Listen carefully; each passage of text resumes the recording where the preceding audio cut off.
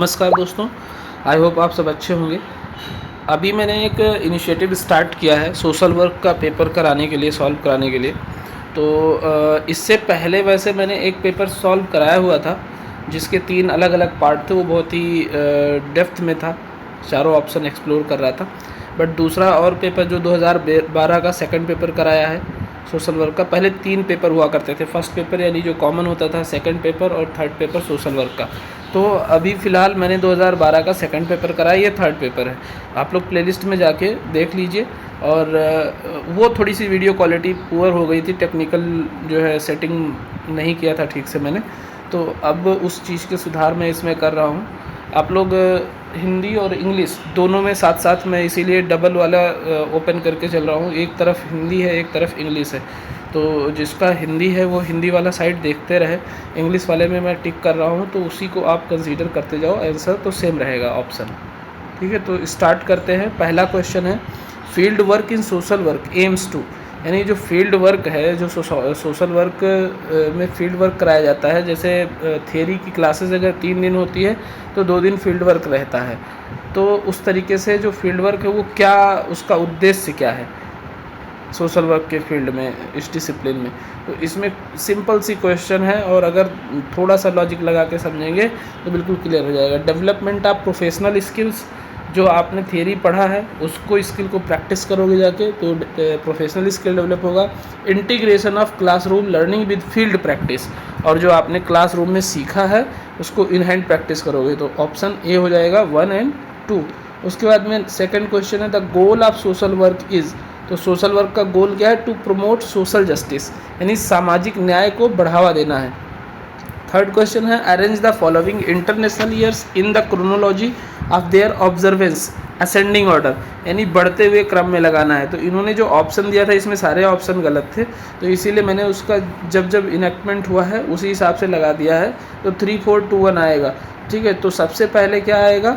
International year of youth, जो कि 1985 में मनाया गया। उसके बाद में यानी 1985 को घोषित किया गया इंटरनेशनल ऑफ द यूथ। उसके बाद में जो नेक्स्ट है वो है international year of human rights learning, ये चौथा है, यानी 3, 4 हो गया। और सेकंड पे 2 हो जाएगा इंटरनेशनल ईयर ऑफ फॉरेस्ट 2011, और इंटरनेशनल ईयर ऑफ कोऑपरेटिव्स ये हो जाएगा 2012। तो इस हिसाब से ये इसका मिलान हो जाएगा। नेक्स्ट क्वेश्चन है fourth, service recorded rendered voluntarily by an individual और ग्रुप टू अनदर इंडिविजुअल और ग्रुप इज कॉल्ड एज, यानी किसी व्यक्ति या समूह द्वारा स्वैच्छिक रूप से किसी अन्य व्यक्ति या समूह को सेवा प्रदान करने को कहते हैं सोशल सर्विस। सत्य शोधक समाज वॉज फाउंडेड बाई, तो सत्य शोधक समाज ज्योतिबा फूले का, ये पिछले क्वेश्चन में भी था मैच करने वाला। डीनोटिफाइड ट्राइब्स किसको बोलते थे? तो इनको एक्स क्रिमिनल ट्राइब्स बोलते थे, यानी पूर्व आपराधिक जनजातियाँ। ये एक्चुअली अपने टेरिटरी में रहते थे और उनकी टेरिटरी में कोई जाता था तो उनको वो एडजस्ट नहीं कर हो पाते थे, उनको मार देते थे। तो इसीलिए और वो जंगलों की कटान भी करते थे अपने भरण पोषण के लिए, तो उनको एक्स क्रिमिनल ट्राइब्स में रखा गया था। लेकिन अभी थोड़ा सा अमेंडमेंट हुआ है और उनको डिनोटिफाइड ट्राइब्स के ऊपर हुआ अमेंडमेंट, तो वो करंट का है, आप लोग देख लेना एक बार। Which of the following is not an agent of social change in India, तो पॉपुलेशन ग्रोथ जो है वो सोशल चेंज इन इंडिया का एजेंट नहीं है। बाकी इंडस्ट्रियलाइजेशन यानी औद्योगिकरण, स्प्रेड ऑफ लिटरेसी साक्षरता का प्रसार, और संस्कृताइजेशन यानी संस्कृतिकरण, ये सोशल चेंज का एक एजेंट होता है। उसके बाद नेक्स्ट क्वेश्चन है 8वां, जेंडर सेंसिटिविटी, ये असर्शन है। Gender sensitivity, professional social workers have better understanding of gender specific rules. हमेशा असर्शन को पढ़ने के बाद बिकॉज अगर लगाएंगे तो जल्दी, यानी क्योंकि professional social workers understand gender as a social construct which differentiate men and women in terms of their positions in the society। तो both A and R correct and R is correct explanation। हमेशा एक चीज़ देखिए, जो gender है ना वो social construct है, और जो सेक्स है वो बायोलॉजिकल कंस्ट्रक्ट है। तो जेंडर के बिहाफ पे आपके सेट पैटर्न्स होते हैं कि आपका ये ड्रेस होगा, आपका इस तरीके से चलना ढलना होगा। तो वो जेंडर जो है एक सोशल कंस्ट्रक्ट में रखा जाता है, सोशोलॉजिकल एस्पेक्ट में। Which one is not the approach of group wise practice. तो ऑर्नामेंटल ग्रुप वाइज प्रैक्टिस नहीं है, बाकी थेरेप्यूटिक डेवलपमेंटल टास्क ओरिएंटेड ये ग्रुप वाइज प्रैक्टिस है और अप्रोच है।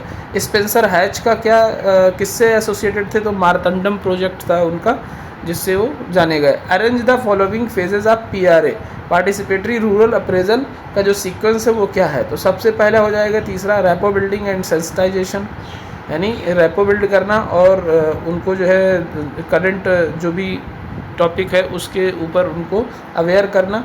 उसके बाद में सेकंड है situational analysis and solution designing. चौथा है preparation of micro plans and उसके बाद में sharing the outcomes of PRA with stack holders. तो इस तरीके से इसका अरेंजमेंट हो जाएगा। The method of research used in census study, जब भी सेंसस की स्टडी होती है तो सर्वे यूज़ किया जाता है और सर्वे एक क्वांटिटेटिव स्टडी है।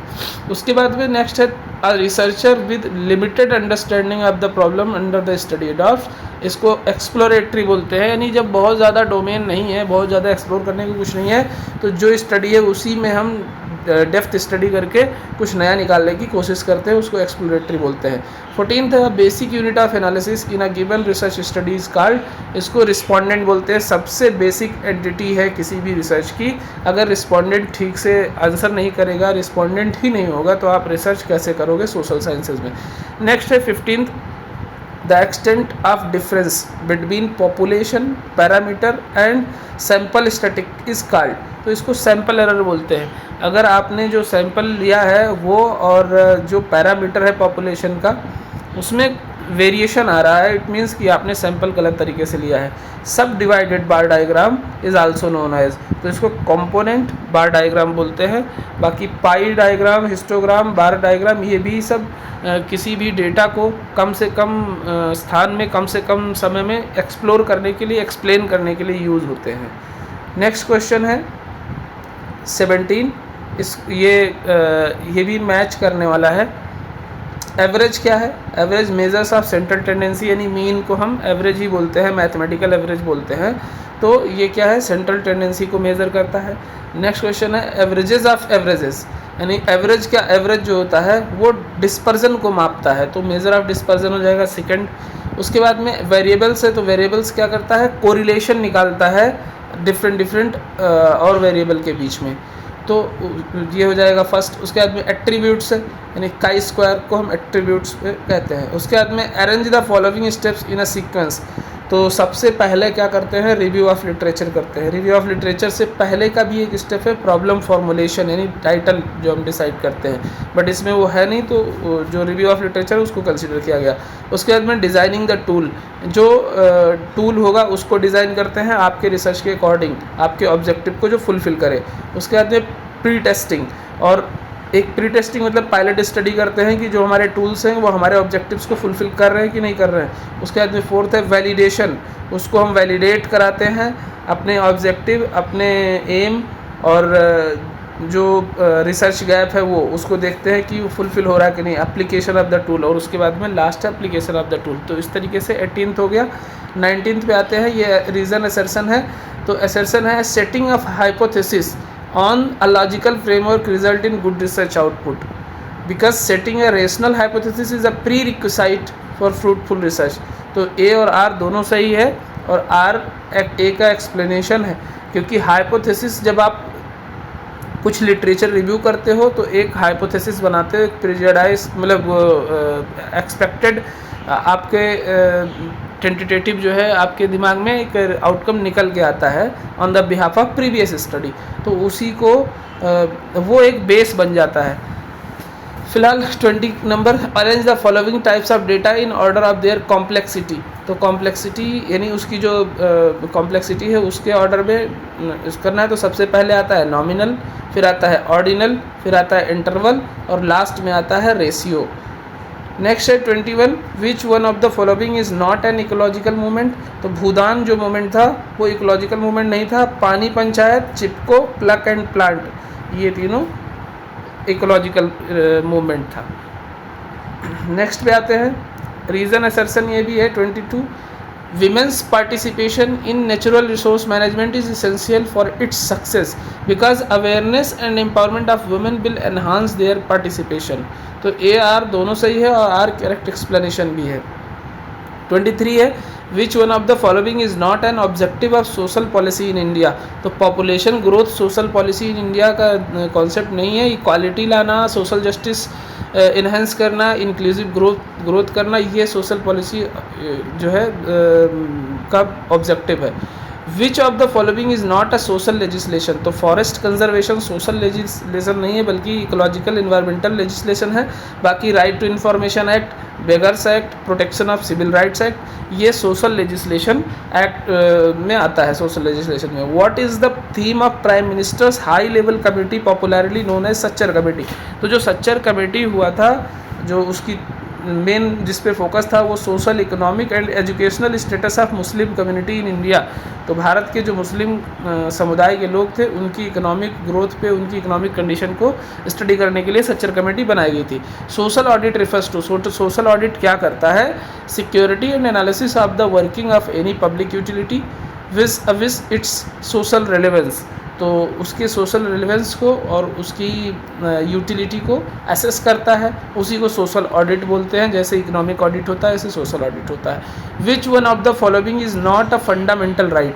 तो फंडामेंटल राइट मौलिक कर्तव्य, मौलिक अधिकार क्या नहीं है? तो राइट टू वर्क मौलिक अधिकार नहीं है.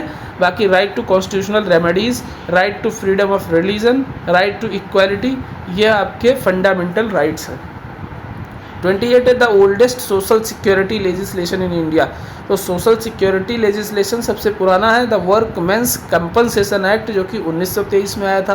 प्रोविडेंट फंड एक्ट 1952 में आया था. मैटरनिटी बेनिफिट एक्ट 1961 में आया था. पेमेंट ऑफ ग्रेच्युटी एक्ट 1972 में आया था. तो ये बहुत ही इंपॉर्टेंट है, इसका सन भी याद रखना. 29 है which organisation among the following publishes the records of accidental deaths and suicides in India. तो सभी को पता है NCRB, national crime record bureau. Census of India जनगणना कराता है. Ministry of social justice and empowerment, जितनी भी सोशल सिक्योरिटी से रिलेटेड चीज़ें हैं वो ministry of social justice and empowerment से ही मैक्सिमम रन होती है. नेशनल कमीशन फॉर वुमेन, जो कि विमेन की सुरक्षा के लिए, विमेन के अधिकारों के लिए लड़ने के लिए, जस्टिफाई करने के लिए बनाया गया. उसके बाद 30th है juvenile justice care and protection act was introduced 2001 में. ये 1986 में भी आया था. इसमें अमेंडमेंट होते रहे हैं, तो इसीलिए ये ध्यान रखना मल्टीपल अमेंडमेंट का. तो जो क्वेश्चन जैसा होगा वहाँ पे उस तरीके से क्वेश्चन टिक करना है. Which of the following is not a mechanism for settlement of industrial disputes in India. तो इंडियन लेबर वेलफेयर जो है कॉन्फ्रेंस था, कॉन्फ्रेंस में कोई लीगल चीज़ें जो है सॉल्व नहीं होती हैं. तो ये होगा conciliation officers, labour courts, national tribunals. यहाँ पे लोगों के जो प्रॉब्लम होते थे फैक्ट्री से रिलेटेड, लेबर से रिलेटेड, वो यहाँ पे सॉल्व होती थी. National institute of empowerment of person with multiple disabilities, जितने नेशनल इंस्टीट्यूट्स हैं उसका अलग अलग जो है संस्था वो है सेंटर है. तो जो मल्टीपल डिसेबिलिटी का है वो चेन्नई में है. उसके बाद में नेक्स्ट है 33 assertion supervision in social work practicum to be effective should not be more policing because supervision in social work is essential and enabling process. तो दोनों सही है और आर एक्सप्लेनेशन भी है इसका. एक field work based approach is classified as. तो जो फील्ड वर्क होता है वो वहाँ पे आप अनुभव के आधार पे चीज़ें देखते हैं, तो ये एम्पेरिकल में आ जाएगा. नेक्स्ट है 35 health survey and planning committee कब बनी थी? 1959 में. मेंटल हेल्थ एक्ट कब आया था? 1987 में. और मेंटल हेल्थ केयर एक्ट लग जाएगा तो 2017 हो जाएगा. एट्रोसिटीज़ अगेंस्ट वोमेंस एक्ट 2007 में आया था. हिंदू कोड बिल कब आया था? 1952 में.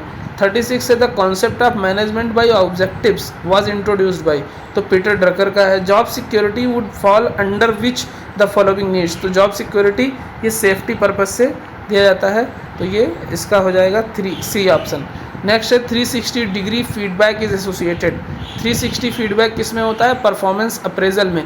जब आप किसी कंपनी में, किसी ऑर्गेनाइजेशन में काम करते हैं तो साल भर के आपके परफॉर्मेंस को असेस किया जाता है और उसी की बिहाफ पे आपको प्रमोट किया जाता है, तो उसी को परफॉर्मेंस अप्रेजल बोलते हैं. 39 है medical and public health social worker do not provide. जो मेडिकल सोशल वर्कर हैं, मेडिकल सोशल सर्विस ऑफिसर हैं, मेडिकल सोशल वेलफेयर ऑफिसर हैं, वो क्या करते हैं? Psychosocial support to individual and families, help to caregivers, support discharge patient in their rehabilitation, इतनी चीज़ें करते हैं, ना कि medical aid and diagnostic services provide करते हैं। नेक्स्ट है 40 shareholders, employees, customers, suppliers, vendors and society constitute. ये क्या है? Stakeholders. उसके बाद में नेक्स्ट है, ये देखो सिम्टम्स हैं मेंटल इलनेस के, मैनिक डिप्रेसिव, यानी जो बाइपोलर अफेक्टिव डिसऑर्डर होता है BPAD, इसका नाम ही इसीलिए बाइपोलर, यानी कभी एक एपिसोड डिप्रेशन का रहा है और एक एपिसोड मैनिया का रहा है या हाइपोमैनिया का रहा है, तो उस कंडीशन में BPAD डायग्नोस होता है। उसके बाद में एनोरेक्सिया नर्वोसा जो होता है, ये फैंटेसी ऑफ ओरल इम्प्रिंजेनेशन होता है, यानी इसमें खाने की बीमारी होती है, मतलब इंसान खाता रहता है उसको पता नहीं चलता। उसके बाद में स्किज़ोफ्रेनिया का जो सिम्टम है वो बिजार्ड बिहेवियर होता है, बहुत ही ब्लंटेड इफेक्ट आते हैं अगर इस एक्सट्रीम लेवल पे, जिसमें ऑडिटरी हेलुसिनेशन, विजुअल हेलुसिनेशन और डेल्यूजन, ये सारी चीज़ें आती हैं, वो स्किज़ोफ्रेनिया के सिम्टम्स हो सकते हैं। अफेजिया में स्पीच डेफिसिट हो जाती है, बोलना बहुत कम कर देता है कोई भी पेशेंट अगर उसमें अफेजिया के सिम्टम डेवलप हो रहे हैं। उसके बाद 42 है assertion, Clients in metro cities demand problem resolution in a rational and effective manner in limited time because education creates more expectation and counselors must become sensitive to result oriented intervention। बिल्कुल सही है, जितने ही ज़्यादा लोग aware होंगे उतने ही ज़्यादा आपसे प्रश्न करेंगे। Urban local bodies need to be strengthened by all mentioned above हो जाएगा, defining clear functions, providing independent financial resources, providing autonomy to take decisions. 44 है सोशल रिफॉर्म, एक तरफ दिया है और एक तरफ उसके रिफॉर्मर्स दिए हुए हैं। तो बिडो रीमैरेज किसने स्टार्ट कराया था? दयानंद सरस्वती ने। उसके बाद में सर्वोदय महात्मा गांधी का बहुत बड़ा आंदोलन रहा है। एबॉलिशन ऑफ चाइल्ड मैरिज, ये ईश्वर चंद्र विद्यासागर। और सती प्रथा को किसने ख़त्म करने के लिए लड़ाई लड़ी थी? राजा राम मोहन राय ने। तो ये बहुत बड़े सोशल रिफॉर्मर रहे हैं ये सब, इनको आप एकदम रट लीजिए, क्वेश्चन आता रहता है। Who coined term conjugal family, conjugal family किसने दिया था? ये विलियम जे गुडे ने दिया था। उसके बाद फिर से ये मैच कराने वाला है, एक तरफ है टाइप ऑफ जो सोसाइटी थी और उसमें क्या उसके कंपोनेंट्स थे। तो पैट्रीलोकल, मैट्रीलोकल, एवेंक्यूलोकल और नियोलोकल। पैट्रीलोकल मतलब पिता के स्थान पे पत्नी का आना ही पैट्रीलोकल होता था। तो तीसरा आप देखेंगे living at bride grooms residence, जो अभी फ़िलहाल चल रहा है, पितृसत्तात्मक जो समाज है उसमें, यानी लड़की की शादी होगी, लड़का लड़की की शादी, तो लड़की लड़के के घर आती है, इसको पैट्रीलोकल बोलते हैं। मैट्रीलोकल में लड़का लड़की के घर जाएगा, जो लिविंग ब्राइड्स रेजिडेंस। और एवेंक्यूलेकल में क्या होता है? Living at bride's maternal uncle's residence. उसके बाद में नियोलोकल क्या होता है? ये हो जाएगा हैविंग ओन सेटअप, और ना तो माता ना पिता के घर, किसी के घर ना जाना, ना लड़के घर ना लड़की घर, अपना खुद का घर बनाना, वो नियोलोकल होता है। One of the following is not the reason for single parent family, तो ट्रांसफ़र ये रीज़न नहीं है, बाकी डेथ, डाइवोर्स और डिसर्शन हो सकता है। नहीं, जब किसी ने परित्याग कर दिया हो, तलाक दे दिया हो, मृत्यु दे दिया हो, ऐसे कंडीशन में सिंगल पेरेंट फैमिलीज़ का एग्जिस्टेंस होता है। प्रोबेशन सर्विसेज एंटेल, तो प्रोबेशन जो होता है ये बहुत ही इंपॉर्टेंट हो जाता है। प्रोबेशन जो कोई जेल से प्रोबेशन पे आता है, या कोई बच्चा जो है बिलो 18 क्राइम करके जब वो जाता है करेक्शन रूम में, तो उसकी कुछ चीज़ें सुधार होती हैं गुड बिहेवियर पे, उसको प्रोबेशन भेजा जाता है। किस लिए भेजा जाता है? जिससे वो कम्युनिटी में जाके इंगेज हो और कम्युनिटी में उसके जो है व्यवहार कैसे उसको असेस करता है प्रोबेशन ऑफिसर। तो वो कम्युनिटी बेस्ड ट्रीटमेंट के लिए भी भेजा जाता है कि वो वापस सोसाइटी में रिस्टोर करना है, तो उसकी फंक्शनिंग कैसे है वो भी देखनी होती है। तो ये वेलफेयर ऑफिसर के लिए बहुत ही इंपॉर्टेंट है कॉन्सेप्चुअल क्लैरिटी के लिए। 49 विच of the following is not an intervention method in the correctional setting, तो एंटरटेनिंग गेस्ट, ऐसा जो है मेहमानों की आवभगत करना नहीं होता है। बाकी group work and group therapy होती है, जो करेक्शनल सेटिंग्स जितने भी हैं, सोशल केस वर्क भी होता है वहाँ पे, फैमिली सेंटर्ड काउंसलिंग भी होती है। 50 है consider the following statement and select your answer according to codes below. तो असर्शन है social defence is a broad concept that aims at defending society against crime by reintegrating the offenders back into the society, because social defense attempts to prevent the emergence of criminogenic situations through preventive program। तो जितना ये policing services है वो social defence में आ जाएगा। Social security में जितनी इंश्योरेंस स्कीम्स हैं, वो चाहे विडो पेंशन हो, चाहे ओल्ड एज पेंशन हो, चाहे डिसेबिलिटी पेंशन हो, सोशल सिक्योरिटी में आ जाएगा। नेक्स्ट है 51, which one of the following is not a challenge of managing urbanisation. तो इसमें separating rural from urban areas, तो ये कोई जो है मैनेजमेंट नहीं है। बाकी sustaining the momentum of economic growth, addressing urban poverty, emerging cities to become engines of national development, ये जो है इसके टूल्स हो सकते हैं अर्बनाइजेशन को मैनेज करने का।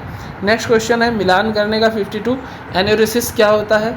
एनोरिसिस को इनसिक्योरिटी बोलते हैं। स्कूल ड्रॉप आउट क्यों होता है? तो ये लो अचीवमेंट्स की वजह से स्कूल ड्रॉप आउट होता है। अवर्जन टू फूड यानी poor mother child relationship show करता है। और डे ड्रीमिंग किस में होता है? Threatening reality. नेक्स्ट है 53, होम विजिट किस में करते हैं? होलिस्टिक असेसमेंट के लिए। फेस शीट क्या होता है? इनटेक। प्रोसेस रिकॉर्ड क्या होता है? Tool learning and teaching. And evaluative summary होता है इवेल्युएशन करना किसी भी केस का। उसके बाद में इसमें भी ये देखो वेलफेयर ऑफिसर के लिए बहुत इंपॉर्टेंट हो जाता है। पैरोल क्या होता है? ये अटेंडिंग अ फैमिली फंक्शन। जब आप यानी जब कोई क्रिमिनल होता है, उसके घर में कोई उसकी बेटी की, उसके बेटे की शादी है या किसी का डेथ हो गया, तो उस बिहाफ पे पैरोल मिल जाता है। टिकटलेस ट्रैवल जो है वो क्या है? पेटी ऑफेंस में आता है।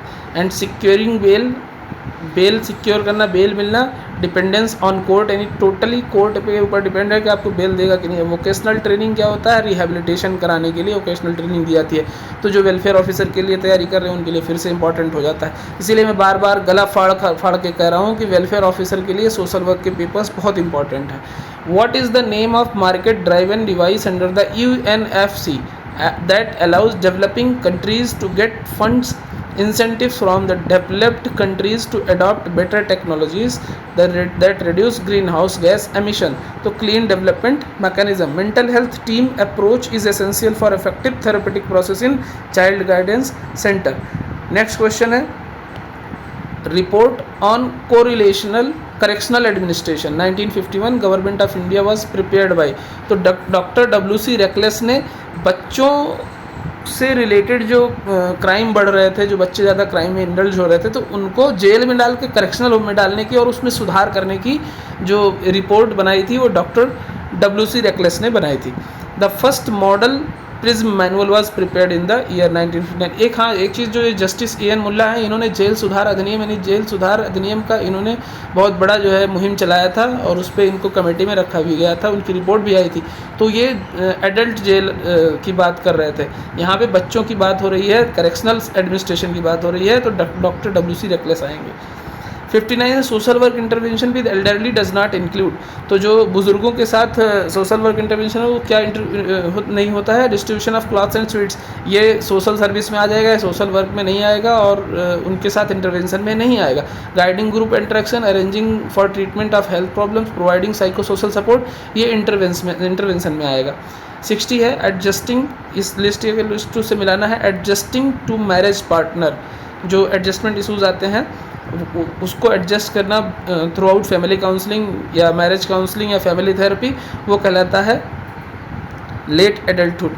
मेंटेनिंग स्टेबल जॉब, ये मिडल ईयर्स में होता है। जेनेटिक डिसऑर्डर जो होता है वो मेंटल डेफिशिएंसी की वजह से होता है। और consistent career achievement young adulthood, यानी ये स्टेजेस दिया है किस किस स्टेज में प्रॉब्लम होती है। उसके बाद में 61 है the major principle of social group work. तो सोशल ग्रुप वर्क का मेजर प्रिंसिपल क्या है? Progressive programme experience, guiding group interaction, specific objective and last में इवैल्यूएशन। नेक्स्ट है पेरेंटिंग पे है कि कैसे जो है बच्चों का उनका लालन पालन हो।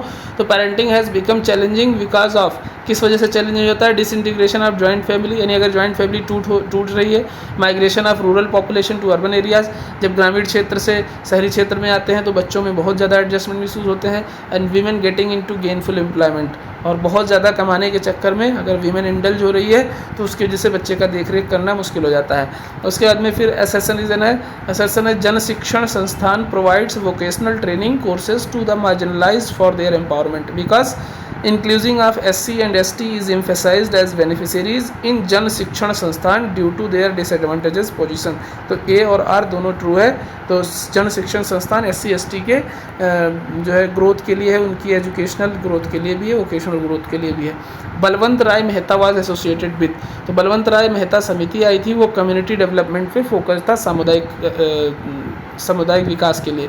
65 है, who is the author of the book integrated social work practice, तो इंटीग्रेटेड सोशल वर्क प्रैक्टिस किसका था? SB देसाई का था। 66 है, which of the following is not the function of a hospital social worker, तो हॉस्पिटल सोशल वर्कर जो है नए पेशेंट की OPD कार्ड्स नहीं बनाता है, बाकी सारे काम करता है। Fundraising for financial support to deserving patient, counselling the patient and his or her family reluctant to undergo surgery and facilitating communication between the doctor and the patient, यानी bridge का काम करता है डॉक्टर और patient के बीच में। 67 है, the book on social work and integrated approach was authored by, तो संजय भट्टाचार्य का है। देखो हमेशा ध्यान रखना, संजय भट्ट अलग है, संजय भट्टाचार्य अलग है, तो ये ध्यान रखना हमेशा, social work and integrated approach Sanjay Bhattacharya का है। उसके बाद में नेक्स्ट क्वेश्चन है, the organised non profit activity for public purpose outside of both market and state is called civil society sector बोलते हैं। Balika Diwas in India is being observe,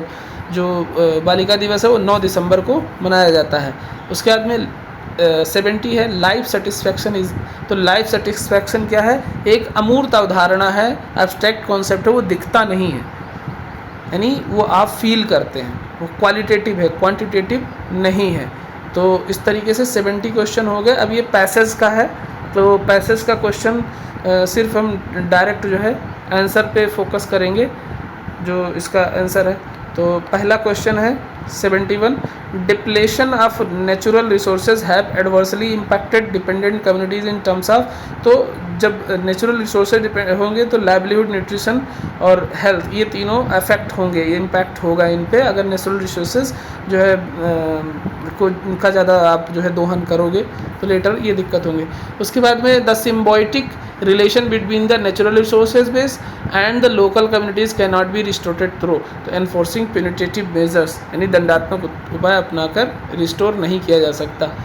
What role women do not play in the management of natural resources, तो as this sector, विनाशक के रूप में, as consumer, as protector, as collector of natural resources, ये अगर इस तरीके से प्ले करेंगे रोल तो वो मैनेज हो सकता है।